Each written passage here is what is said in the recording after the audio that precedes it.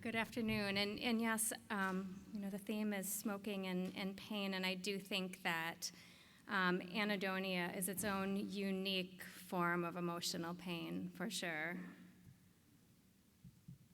Here's my funding that supported some of this research.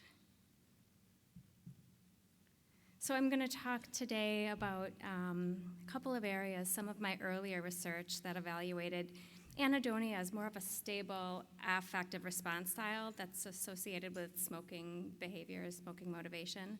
And then I'm going to talk about some of my more recent research that actually looks at anhedonia as an effect of nicotine abstinence, and we'll look at how that might motivate smoking.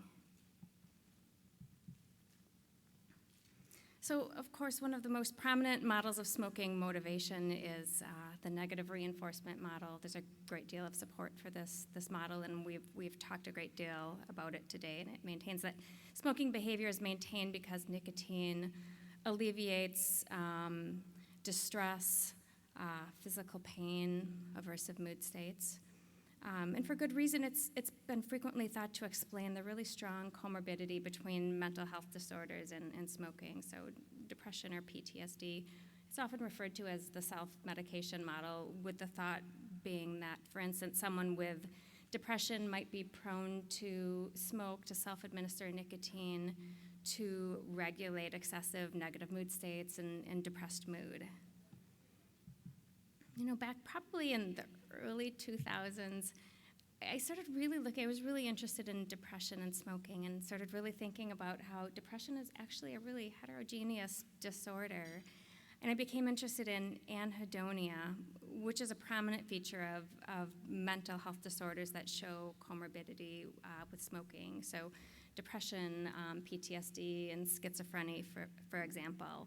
It's defined by a deficient or real blunted ability to experience pleasure or positive emotional states in response to appetitive events or environmental rewards. It's a sort of a reward insensitivity.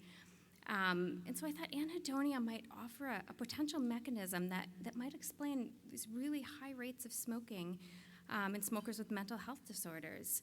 I started to wonder whether they might be self-administering nicotine to boost their ability to respond to awards.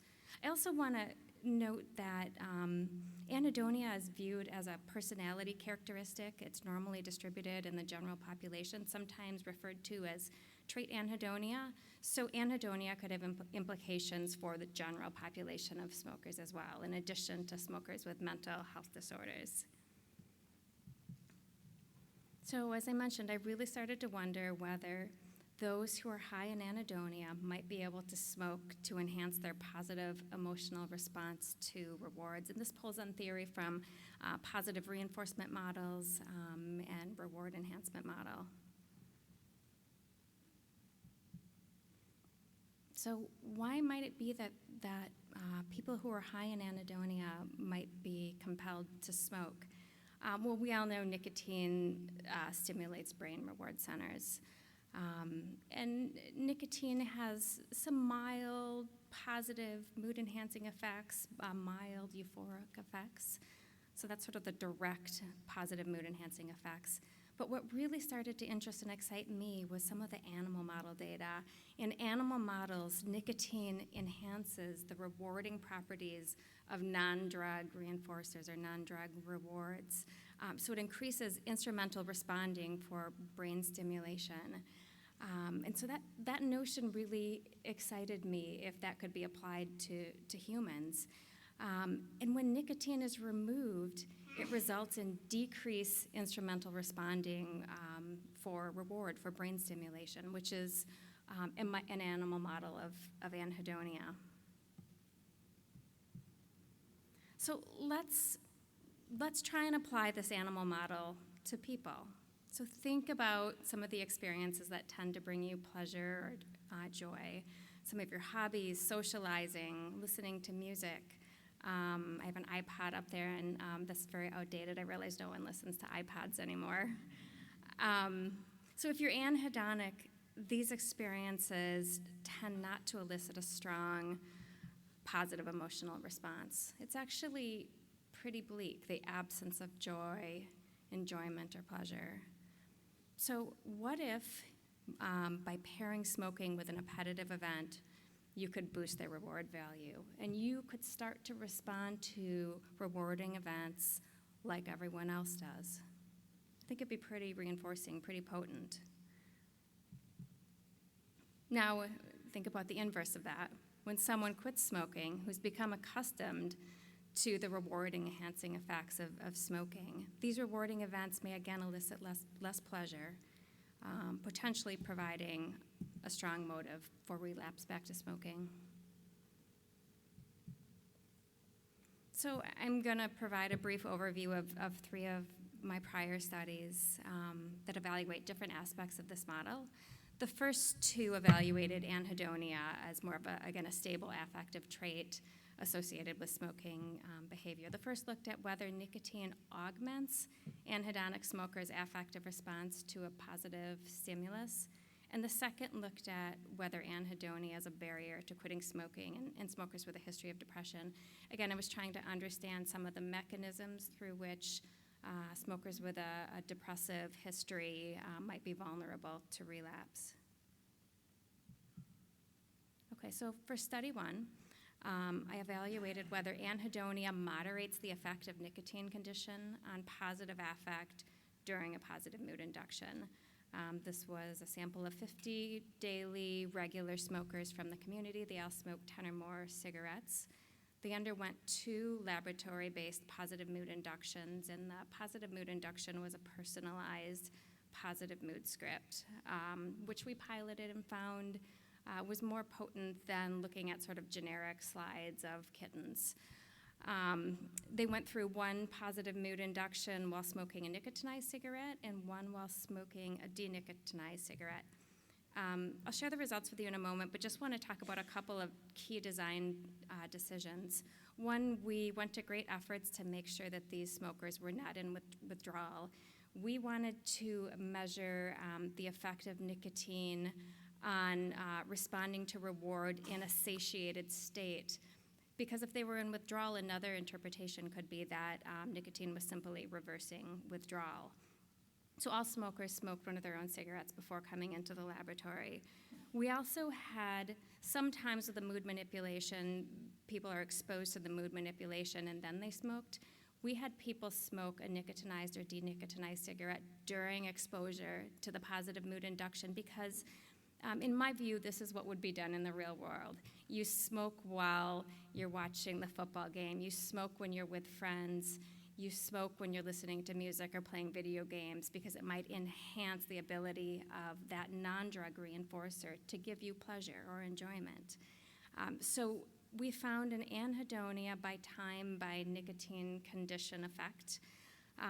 And so the positive mood induction occurred between baseline and time 1, and that's when they smoked the nicotinized or denicotinized cigarette. On the left panel, that's broken into those with high levels of anhedonia at baseline. So these were people who reported that they generally have a really hard time responding to rewards. The yellow line represents the denicotinized cigarette, and as you can see, when they were smoking it was very low nicotine containing, but I'll call it denicotinized. They had virtually no rise in positive affect during the positive mood induction. When they smoked the nicotinized cigarette, however, it augmented their ability to respond to the positive stimulus. When you look at those with low anhedonia, so they're more hedonic, they respond easily to reward. They had a slight increase in positive affect during the positive mood induction, regardless of whether they were smoking the nicotinized or denicotinized cigarette. So nicotine augmented anhedonic smokers' positive affective response to the positive stimulus. And so I started to think that smokers high in anhedonia might strategically smoke during pleasurable events to augment their ability to experience pleasure or positive affective states. And then I started to think if such smokers come to rely on the reward-enhancing effects of smoking, anhedonia really could lead to difficulties in quitting. So for study 2, I really wanted to evaluate the relation between pre-quit anhedonia and days to relapse or relapse latency in smokers who have a history of major depressive disorder. This was SCID, diagnosed history of depression. I believe they had to have 2 episodes of prior depression to be included in the study to really establish that they were truly vulnerable to depression. This was a secondary analysis of a treatment study examining whether mood management training prolonged time to relapse. So what we found is that those with higher levels of pre-quit anhedonia, and that was measured by the Fawcett-Clark pleasure scale, they relapsed much faster or sooner than smokers who had high levels of anhedonia. And this finding was pretty robust.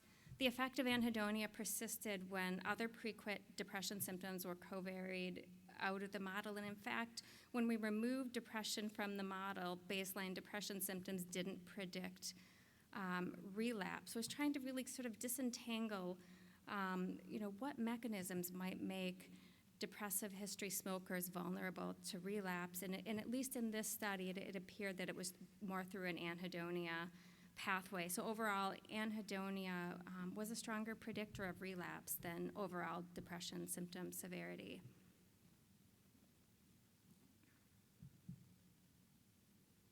So now I'm going to switch gears and talk about anhedonia as a deprivation effect, because that's sort of what the model implies.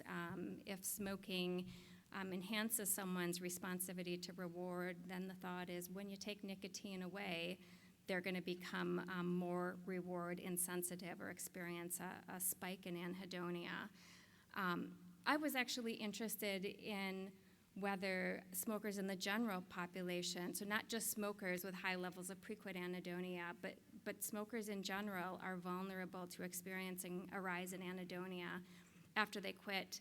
There had been some great human laboratory studies by Powell and Dawkins and their group in the UK showing that in the laboratory, people who are deprived of nicotine for a couple days experience anhedonia. So I wanted to test this in a real-world clinical trial.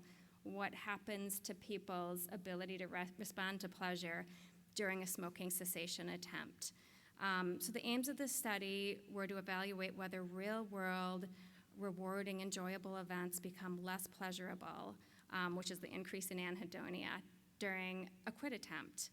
I also really wanted to evaluate whether post-quit anhedonia conforms to the features of the tobacco withdrawal syndrome. And finally, I wanted to look at whether post-quit anhedonia predicts abstinence. So in other words, does it have motivational significance? So this study was a secondary analysis of a study that enrolled 1,504 daily smokers who were motivated to quit, and it was a placebo-controlled pharmacotherapy trial. Everyone received about 6 sessions of brief supportive counseling. So I'm going to kind of unpack this figure for you. This is the anhedonia trajectory. The target quit day occurred at day 0. We measured anhedonia via EMA for 5 days before and 5 days post-quit. Dr. Gilbert, you're probably thinking, well, A, the post-quit measurement period is too short, and B, are we looking at, is that sort of inverted U shape really the effect of, a testing effect? So would love to talk more with you about that.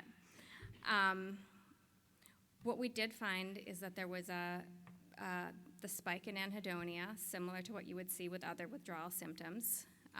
It shows that inverted U shape that tends to be characteristic of withdrawal.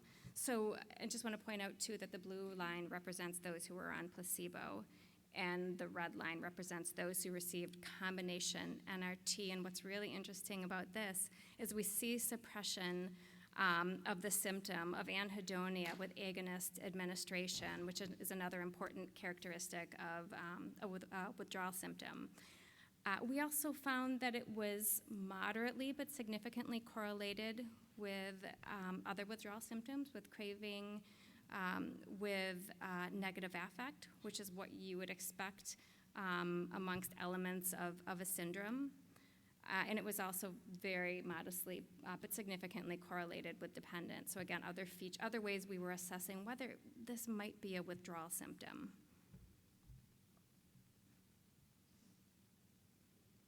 So importantly, we also wanted to test whether it predicted outcome. Does it matter?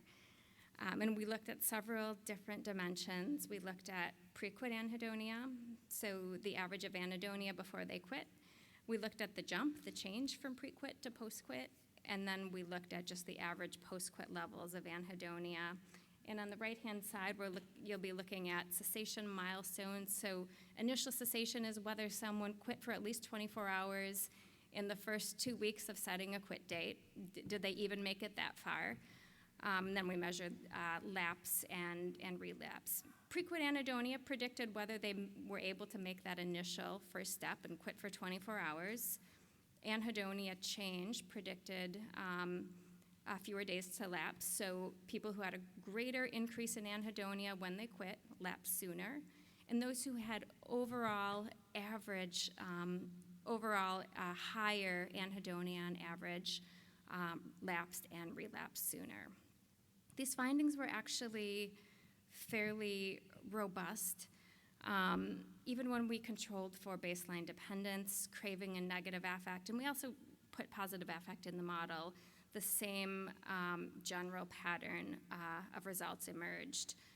So what this suggests, to me anyway, is that anhedonia provides some unique information with regard to predicting who is able to quit. It tells us something unique and different from particularly craving and negative affect, which tend to be hugely important and motivationally significant features of the withdrawal syndrome. And then we also just looked at whether anhedonia predicted 8-week point prevalence abstinence, again, controlling for dependence, craving, and negative affect, and both pre- and post-quit anhedonia predicted abstinence. So, my thinking, and of course more research needs to be done in this area, but anhedonia may well provide a motive for smokers to relapse back to smoking. I mean, if indeed you're not just missing the pleasure-enhancing effects of cigarettes, but if everything else in your life is triggering less enjoyment and pleasure, I could see how that would really provide a very strong motive for returning to smoking.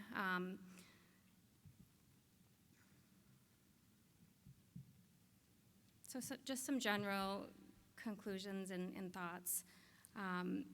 Research shows that smoking increases a positive emotional response to non-drug reinforcers for those who tend to be higher in anhedonia. In other words, it increases their sensitivity to reward. It's possible that this might underlie smoking motivation in generally higher anhedonic smokers like those with depression. There appears to be a loss in reward sensitivity during smoking abstinence, so when people make a quit attempt, it's more difficult for them to respond to pleasurable events. I should say a little bit about that. The 3 items, anhedonia was assessed once a day and assessed via EMA. We asked the question at the very end of the day, and so this was more, there's different types of pleasure. There's anticipatory pleasure, there's pleasure you consume, consumatory pleasure, and when we wanted to assess consumatory pleasure, and we had said, think about the most enjoyable social activity you did today on a scale of 1 to 10, how pleasurable was that? And we did that in 3 domains. We did it in, recreation, one for socializing, another more for sort of meaningful events related to your work or, getting certain meaningful tasks accomplished. And then we averaged these.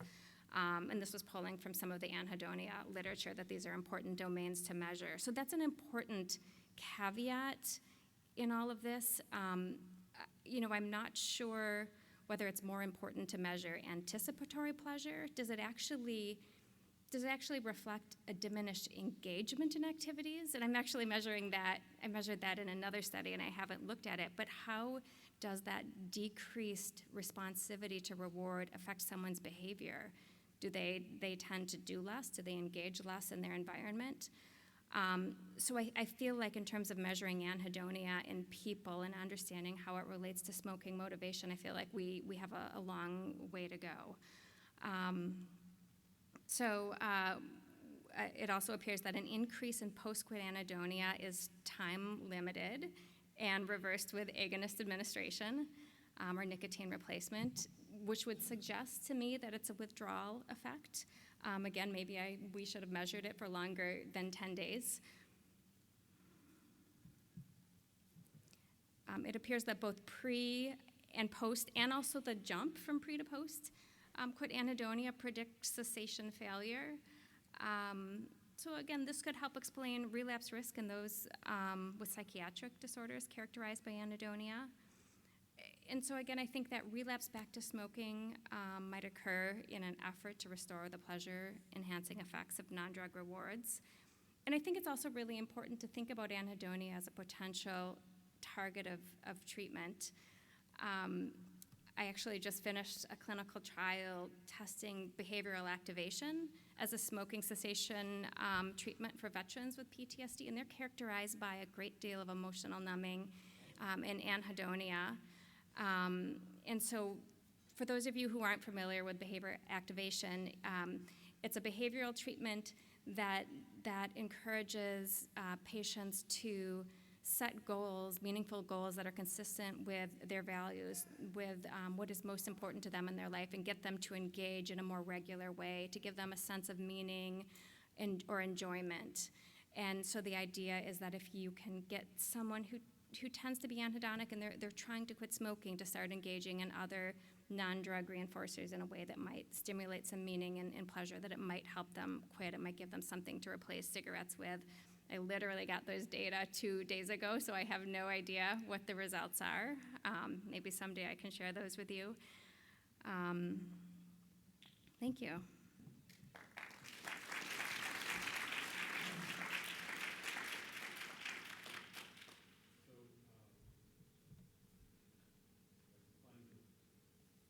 On this, so we have questions. Actually, can I start asking a question, or first a comment? Where you mentioned it toward the end about anticipatory engagement is kind of reminiscent of some of the current views of dopamine, and in light of Dr. George's talk about the CRF inhibiting dopamine and the VTA and all, that just was kind of a possible association. But my question is, in terms of trying to gauge the magnitude of the effect, the odds ratios for abstinence were like 0.85 on the one hand, or 1.2 on the other hand, or 1.1.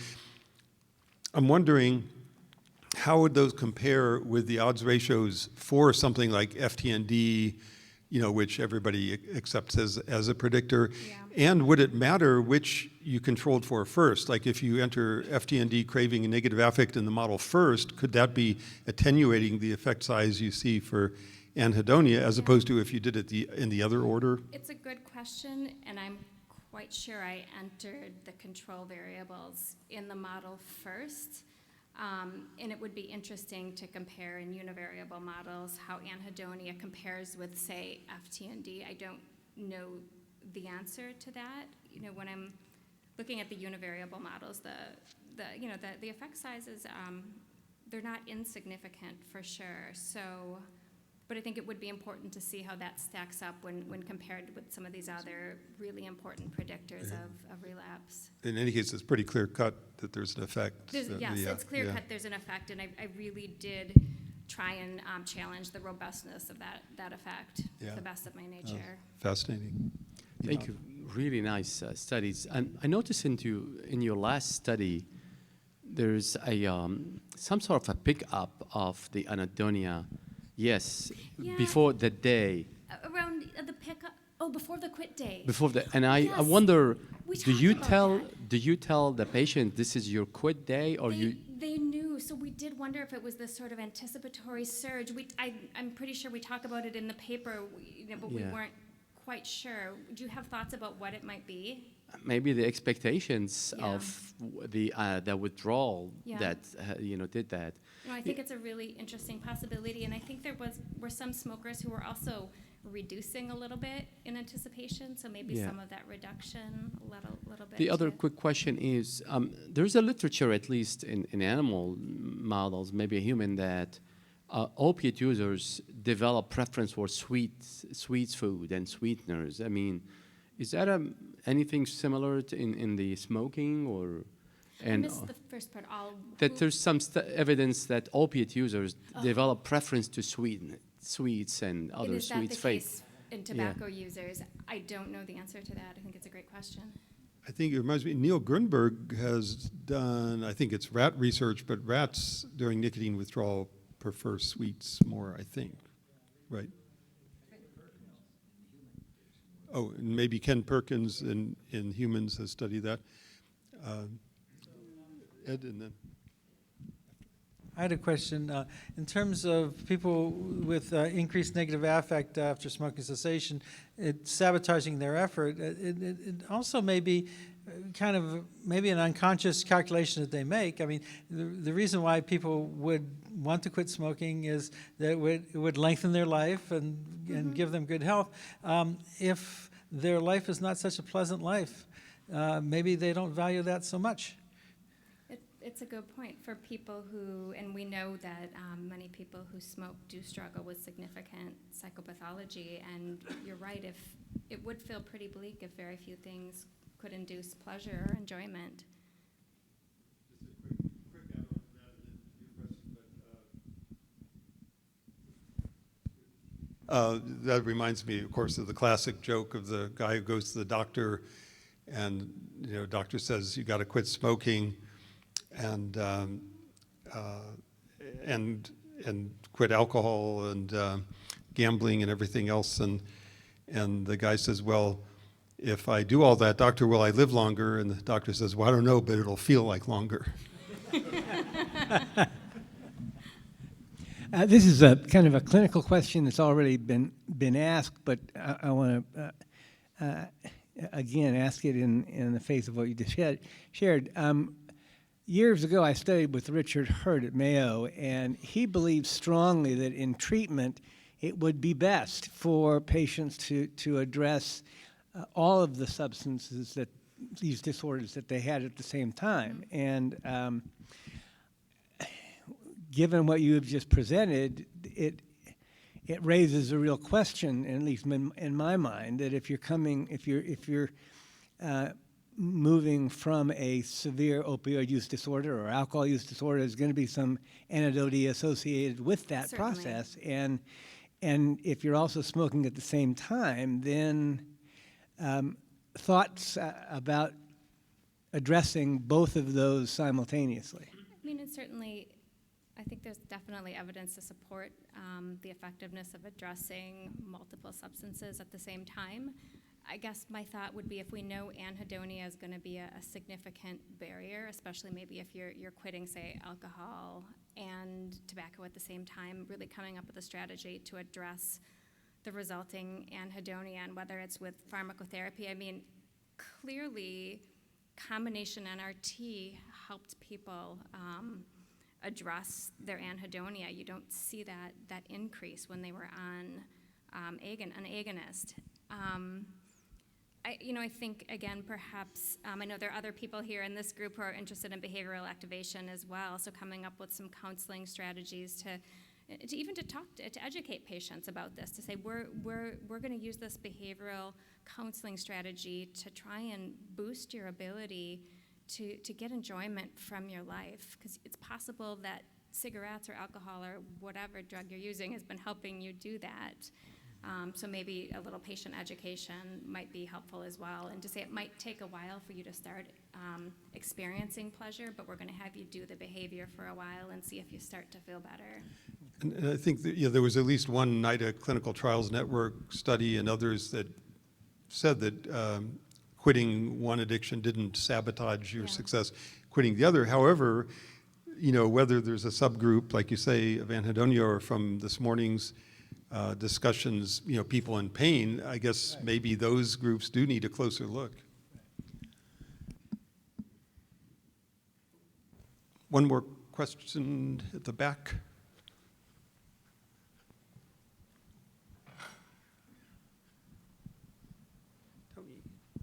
Thanks. Anthony McKinney from Athismos. I've been interested in this paper actually for a long time, and Megan's paper before as well. If you were to take that plot as well as the negative affect plot over the 10-day period, and if you were to instead treat with a psychotherapeutic that actually increased serotonin and dopamine to actually push negative affect and anhedonia, do you think that the outcomes on relapse would be different? So instead of simply, going back to baseline, instead, really press them down. Might actually improve. Right. Improve it. Perhaps. I think it's a great idea. I did conduct a study. It was years ago in a clinical trial, and it showed that fluoxetine was particularly effective in boosting positive affect during a quit attempt. Of course, positive affect isn't the same thing as anhedonia, but the two are certainly correlated. So fluoxetine was helpful. Perhaps there are other agents like that, maybe bupropion. I'm not sure, but I think it's a great question. Yeah. The problem is that both fluoxetine and bupropion both have really low effect sizes. Yeah. So, Right. what in we're terms of talking about abstinence. is a compound that has a much higher. And I'm If there was only a compound that hit more than one monoamine. Yeah. And I'm, interested in the effects, and I'm going to be analyzing some data very shortly, looking at the effects of varenicline on anhedonia. So I'm really excited to see how that might affect anhedonia. Thanks very much. Great, thanks.